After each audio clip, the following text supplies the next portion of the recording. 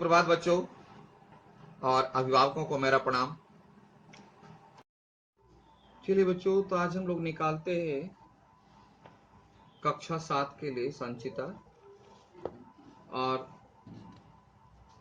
हम लोग देख रहे थे इसमें पाठ संख्या 3 आत्मा की शिक्षा, जिसमें गांधी जी अपने जीवन के आधार पर बता रहे हैं कि हमारे जीवन में 3 बातों की आवश्यकता है। अगर इन 3 के बारे में हमें या किसी को जानकारी नहीं है तो उसका जो भी ज्ञान है वह बेकार है। जिसमें था क्या? अपना ज्ञान, ईश्वर का ज्ञान, देखिए यहां लिखा हुआ है ना, और चरित्र निर्माण। चरित्र निर्माण, ईश्वर का ज्ञान और अपना ज्ञान। फिर से सुनो, याद है ना? ईश्वर का ज्ञान, अपना ज्ञान और चरित्र निर्माण। नंबरिंग कर लोगे तो याद रहेगा। अगर इन तीनों ज्ञान के अलावे आपको और जितना भी ज्ञान हो और अगर ये ज्ञान नहीं है तो बेकार है। इसलिए उन्होंने कहा इसके बिना दूसरा ज्ञान व्यर्थ है, यानी बेकार है और हानिकारक भी हो सकता है। वो हमें हानि भी दे सकता है। ऐसा नहीं कि नहीं है तो कोई बात नहीं हो, वो उल्टा रिएक्शन करेगा। ऐसा मेरा विश्वास है, गांधी जी का विश्वास है और हमारा भी विश्वास होना चाहिए। तो आइए हम आगे पढ़ते हैं। गांधी जी कहते हैं आगे कि मैंने सुना है कि लोगों में यह भ्रम फैला हुआ है कि आत्मज्ञान बुढ़ापे के काल में प्राप्त होता है। बहुत सारे लोग समझते हैं कि अभी तो बचपन है, जवानी है, खेलने खाने के दिन हैं, भगवान का नाम क्या लेना, जब बुढ़ापा आएगा तब भगवान का नाम लेंगे। अभी जो है बचपन के दिन है, जवानी के दिन है, आनंद के दिन है, अभी भगवान के नाम लेने का दिन नहीं है, ऐसा सोचते हैं। ये क्या हमारा भ्रम है, यानी यह गलत सोच है। गांधी जी भी ऐसा ही मानते थे। लेकिन जो लोग इस अमूल्य वस्तु मतलब ईश्वर का ज्ञान, ईश्वर के प्रति आस्था, विश्वास को बुढ़ापे तक टालते हैं कि अब बुढ़ापा में करेंगे, अभी बचपन है, अभी जवानी है, ईश्वर का ज्ञान प्राप्त करना, भगवान का नाम लेना, ईश्वर का नाम लेना, खुदा का नाम लेना बुढ़ापे के टाइम के लिए है। वे आत्मज्ञान प्राप्त नहीं कर सकते। वो आत्मज्ञान प्राप्त नहीं कर सकते। क्यों? कि आत्मा का संबंध, कनेक्शन परमात्मा से है। आप आत्मा को ही समझ नहीं सकेंगे तो परमात्मा को क्या समझे? यानी खुद को नहीं समझे तो ईश्वर को क्या समझे? और खुद को नहीं समझे, ईश्वर को नहीं समझे तो हमारा चरित्र कैसे बनेगा? सिंपल सी बात। मैं खुद को नहीं जानता, मैं ईश्वर को नहीं जानता, तो मैं अपने को बनाऊंगा कैसे? अगर आप खुद अपने को नहीं जानते हो, अगर मैं खुद अपने को नहीं जानता हूं तो मैं अपने को बनाऊंगा कैसे? आपको मालूम ही नहीं है कि आटा किसे कहते हैं, तो आटे का पराठा कैसे बनाओगे? आपको मालूम ही नहीं है, सुनते हैं सब्जी आलू की बहुत अच्छी बनती है, आपको मालूम ही नहीं कि आलू किसे कहते हैं, तो अच्छी सब्जी बनाओगे कैसे? सिंपल बात है। तो मुझे मालूम ही नहीं कि मैं क्या हूं, कौन हूं, और मुझसे रिलेटेड जो परमात्मा है, ईश्वर, उसके बारे में भी नहीं मालूम, तो मेरा चरित्र कैसे बनेगा? मैं अपना कैरेक्टर फॉर्मेशन कैसे करूंगा? इट मीन्स नहीं कर सकता। इसीलिए गांधी ने कहा कि वे आत्मज्ञान प्राप्त नहीं कर सकते। क्यों? कि ईश्वर की प्राप्ति कहां होगी? बाद में। तो ईश्वर की प्राप्ति होगी बाद में, तब आत्मज्ञान प्राप्त होगा, तब चरित्र निर्माण का, तब तो समय बीत गया।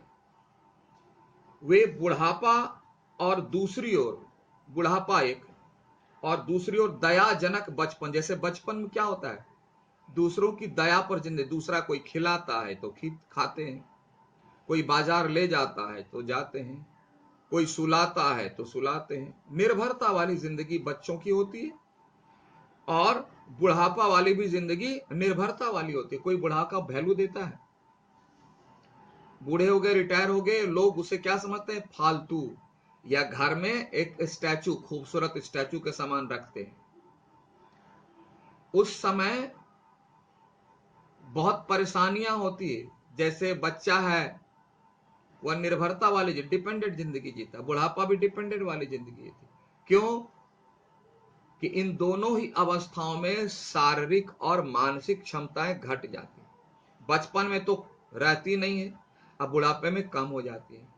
मैं आपको एक एग्जांपल दूं। अभी हमारे शरीर के सारे अंग स्वस्थ हैं, सही हैं, मुंह से बोली साफ निकलती है, शरीर साफ चलता है, स्वस्थ है। इस समय हम ईश्वर का नाम नहीं लेंगे, बुढ़ापे पर छोड़ेंगे। बुढ़ापे में क्या बोलेंगे? अभी तो बचपन में राम राम राम राम साफ साफ बोल सकते हैं, राम राम राम, ऐ खुदा, ऐ प्रभु यीशु। अब बुढ़ापा में क्या होगा? भगवान ऊपर वाला दांत ले ले, बोला मां मां मां मां मां, तो बोलेंगे राम, लेकिन मुंह से निकलेगा आम। तो ऊपर वाले भी सोचेंगे कि ये बेचारा जो है, ये तो आम खाने के लिए मांगता है, मेरा नाम कहाँ बुलाता है। इसलिए वो भी हमें अपने हाल पर छोड़ देंगे।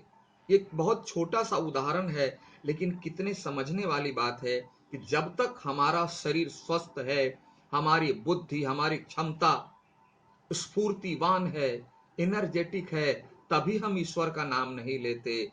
और कहते हैं कि जब बूढ़े हो जाएंगे, जब शारीरिक मानसिक शक्ति समाप्त हो जाएगी, तब के लिए इतने इंपॉर्टेंट, इतने महत्वपूर्ण तथ्य ईश्वर को छोड़ देंगे। गांधी जी वही कहते हैं। वे बुढ़ापा और दूसरी ओर दयाजनक बचपन पाकर पृथ्वी पर भार रूप बनकर जीते। मतलब पृथ्वी पर ऐसे लोग बोझ हैं, उनका जीना पृथ्वी पर अनावश्यक है। देखिए कितनी बड़ी बात करें। ऐसे व्यक्ति को गांधी जी कहते हैं उनका जीवन ही अनावश्यक, उन्हें जीना ही नहीं चाहिए धरती पर, जो ऐसी बात सोचते हैं। और इस प्रकार का अनुभव व्यापक पाया जाता है। व्यापक मतलब ऐसा, ऐसे सोचने वाले बहुत लोग हैं, 99.9 वाले लोग ऐसे। ईश्वर के प्रति कोई नहीं बुढ़ापे में, तो ईश्वर नहीं तो फिर वहां से जो कनेक्शन हमारा है, तो हम कहां, और हम नहीं तो मेरा स्वभाव कैसे बनेगा। इसलिए बहुत बड़ा दुर्भाग्य है, जिसको कहते हैं विडंबना। गांधी जी पर अफसोस करते हैं कि ऐसी सोच वाले 99.9%। समझ में आ रही? आ गया ये। अब रही बात कि जब इतनी महत्वपूर्ण है आत्मिक शिक्षा, इतनी महत्वपूर्ण है, तो उसे कैसे प्राप्त किया जाए या कैसे दिया जाए, प्रश्न ये उठता है। अब उस पर विचार करते हैं कि आत्मिक शिक्षा किस प्रकार दी जाए। मैं बालकों से भजन गवाता, भजन, उन्हें नीति, नीति मतलब मॉरल लेसन की पुस्तकें पढ़कर सुनाता, किंतु इससे भी मुझे संतोष ना होता। आप लोग भी क्या करते हो? किताब पर रट्टा मारते हो, रट रहे हैं, रट रहे हैं, रट रहे हैं। गांधी जी भी थोड़ा ऐसा करते थे पहले, रट्टा मरवाते थे, किताब को पढ़कर सुनाते थे, मॉरल लेसन, भजन गवाते। तो देखा कि मैंने देखा, यानी गांधी जी को अनुभव हुआ कि यह ज्ञान पुस्तकों द्वारा तो दिया ही नहीं जा सकता। ये जो है ईश्वर का ज्ञान, नीति का ज्ञान, मॉरल साइंस पुस्तकों के द्वारा नहीं दी जा सकती है। आप मॉरल साइंस की परीक्षा देते हो ना, मॉरल साइंस में कहानियां पढ़ते हो ना, उसमें कितना ग्रेड आता है? A1, ABC। क्या जितना भी मॉरल साइंस के लेसन, जितने भी मॉरल साइंस के लेसन आप पढ़े हो, उसका प्रैक्टिकल किए हो क्या? क्या उतनी बातें हम अपने जीवन में करते हैं क्या? नहीं करते।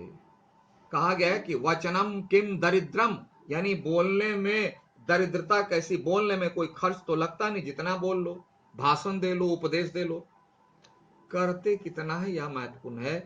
तो मॉरल साइंस, नीति परक पुस्तकों नीति की शिक्षा, ईश्वर की शिक्षा, यानी आत्मज्ञान, ये बोलने से पढ़ने से नहीं आते, प्रैक्टिकल करना पड़ता है।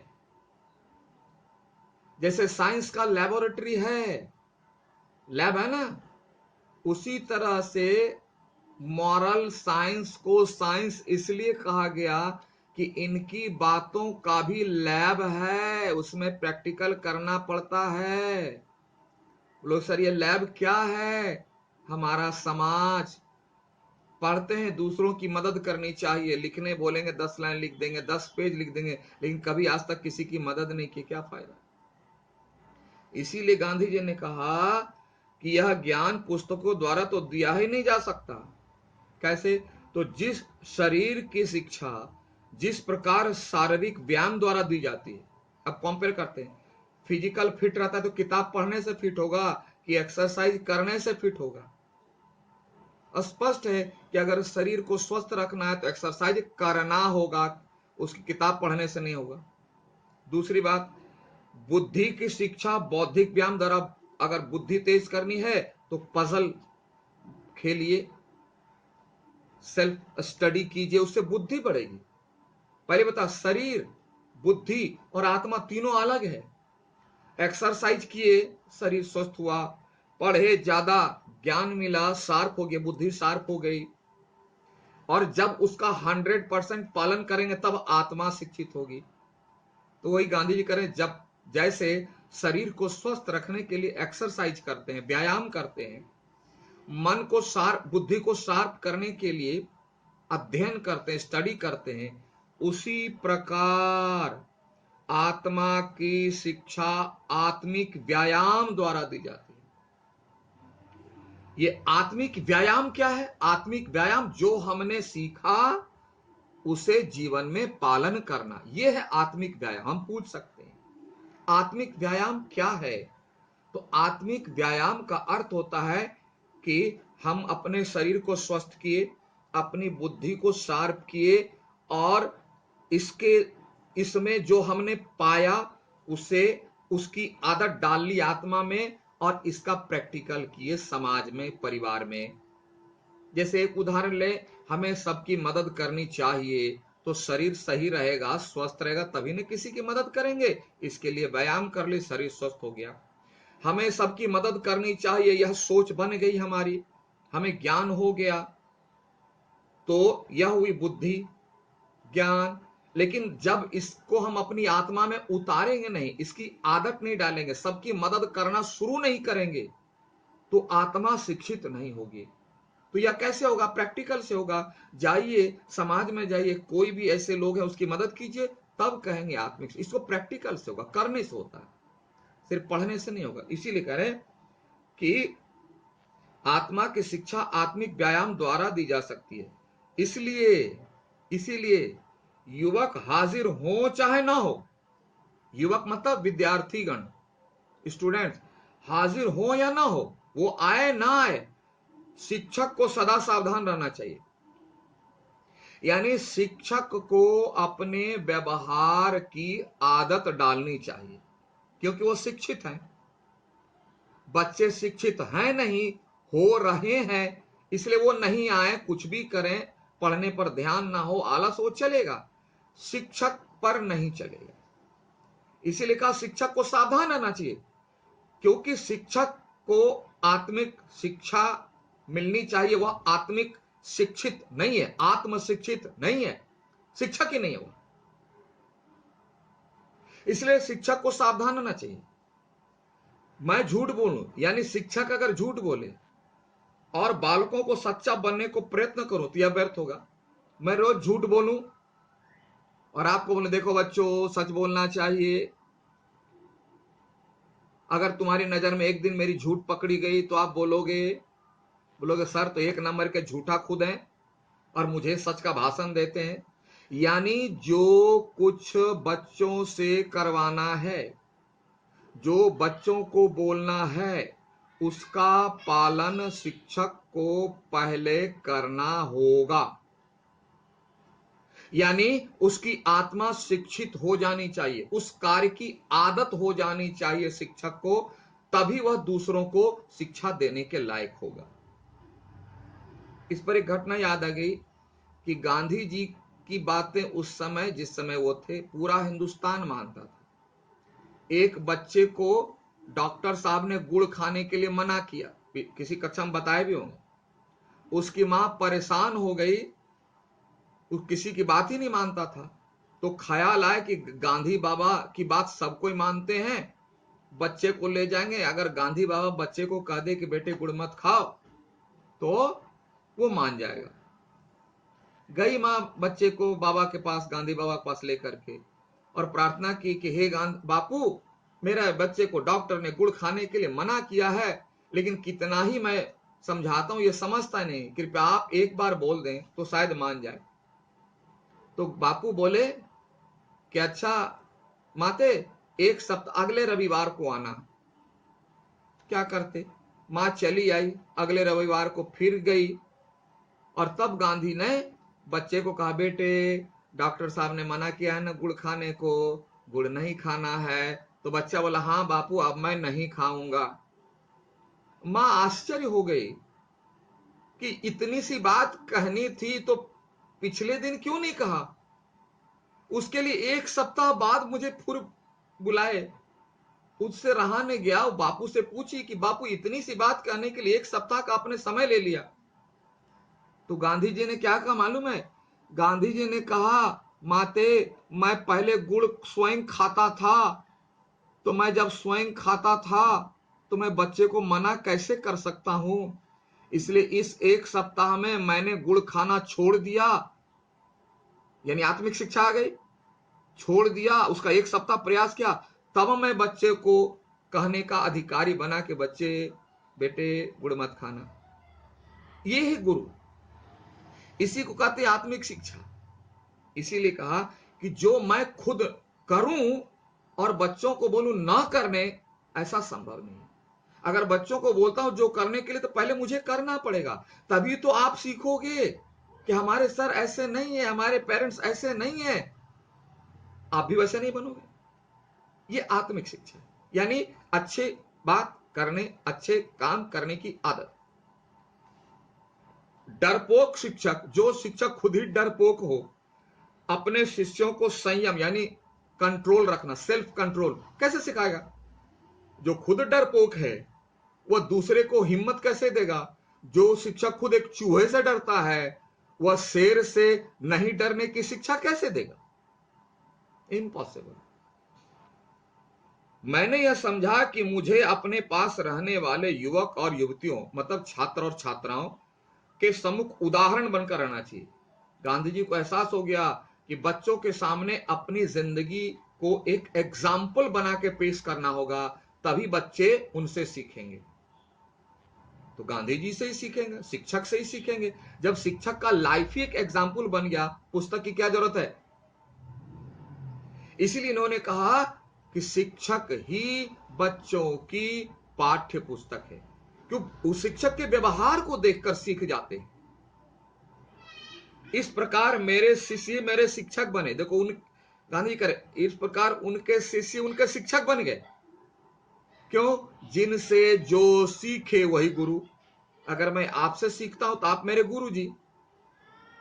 तो बच्चों को सिखाने के लिए गांधी जी की अपनी आदत को बदलना पड़ा, और इस तरह बच्चों से उन्होंने सीखा। तो गांधी जी के लिए बच्चे क्या बन गए? शिक्षक। ऐसा भी कहा जा सकता है कि आश्रम का मेरा अधिकतर संयम, कंट्रोल, सेल्फ कंट्रोल इन युवकों और युवतियों की बदौलत था। यानी गांधी जी जो सेल्फ कंट्रोल करते थे वो बच्चों की बदौलत। क्यों? कि उन्हें भीतर से डर समाया रहता था कि अगर बच्चे देख लेंगे मेरी आदत को तो मेरी बात मानेंगे नहीं। और इस बात का ख्याल करते करते करते करते गांधी जी की, बापू की आदत ही बन गई अच्छे काम करने की। बच्चों को सिखाने के लिए उनकी आदत ही बदल गई। आदत हो गई, आदत हो गई मतलब आत्म शिक्षित हो गए। बस में आ गई। तो चलिए आज इतना ही रखते हैं, फिर आगे अगले पार्ट में अगले पैराग्राफ को देखेंगे। तब तक के लिए have a nice day. Thank you.